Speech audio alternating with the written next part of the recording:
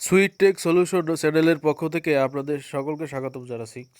আজকে আপনাদের সামনে হাজির হয়েছি নতুন একটি ভিডিও নিয়ে। সেটি হলো আপনারা কিভাবে আপনার মোবাইলের কল ফরওয়ার্ডিং বা ইনকামিং কল বন্ধ করতে পারেন সেই বিষয়ে।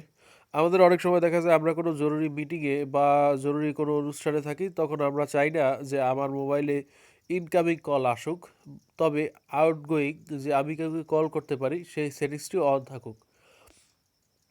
বা যারা বিকাশ বা নগদ এজেন্ট থাকেন তাদেরকে একটি নির্দেশনা দেওয়া থাকে যে আপনার মোবাইলে সবসময় ইনকামিং কল বন্ধ করে রাখবেন, যাতে অন্য কোনো প্রতারক বা অন্য কেউ আপনাকে কল করতে না পারে। আমি আজকে সেই বিষয়টি নিয়ে আলোচনা করব যে আপনারা কীভাবে আপনার মোবাইলের ইনকামিং কল বন্ধ রাখতে পারেন। সেক্ষেত্রে আপনারা চলে যাবেন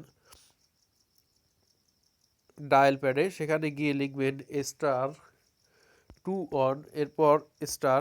এরপরে আপনি যদি এয়ারটেল ইউজার হন তো লিখবেন 016, যদি রবি ইউজার হন তো লিখবেন 018, যদি গ্রামীণ ইউজার হন তো লিখবেন 017, যদি বাংলালিংক ইউজার হন তো লিখবেন 019। অর্থাৎ আপনারা যে সিম কার্ড ইউজ করেন সেই সিমের কোডটি এখানে লিখবেন। আমি এয়ারটেল ইউজ করি তো আমি লিখতেছি 016। এরপর দুটি জিরো দিবেন, এই দুটি জিরো হলো কমন যে আপনারা দিবেনই।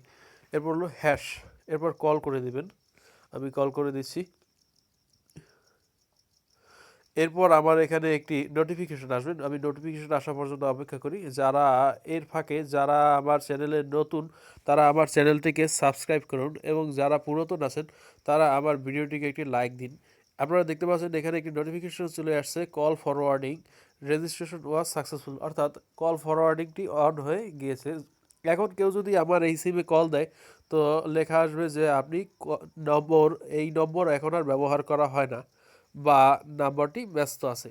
আমি ওকে করে দিলাম। এরপর একটি কথা থাকে যে আমি আমার সময় ফুরিয়ে গেলে যে আমি এখন আর চাচ্ছি না যে আমার এই মোবাইলের কল ফরওয়ার্ডিং অন থাকুক। আমি কিভাবে এই কল ফরওয়ার্ডিং বন্ধ করব? সেক্ষেত্রে আমি যেটি করব সেটি হলো #2 হ্যাশ। এই #2 আপনি কল করে দেবেন। আমি কল করে দিচ্ছি। এরপর ওরকম আরেকটি নোটিফিকেশন আসবে, আমরা নোটিফিকেশন আসা পর্যন্ত অপেক্ষা করি।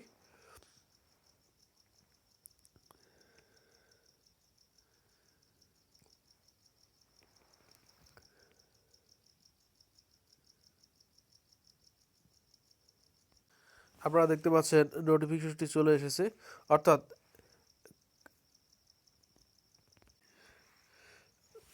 এখানে লেখা আসছে call forwarding service has been disable, অর্থাৎ কল ফরওয়ার্ডিং সার্ভিসটি বন্ধ হয়ে গিয়েছে। ওকে করে দিলাম, হয়ে গেল। ধন্যবাদ সকলকে।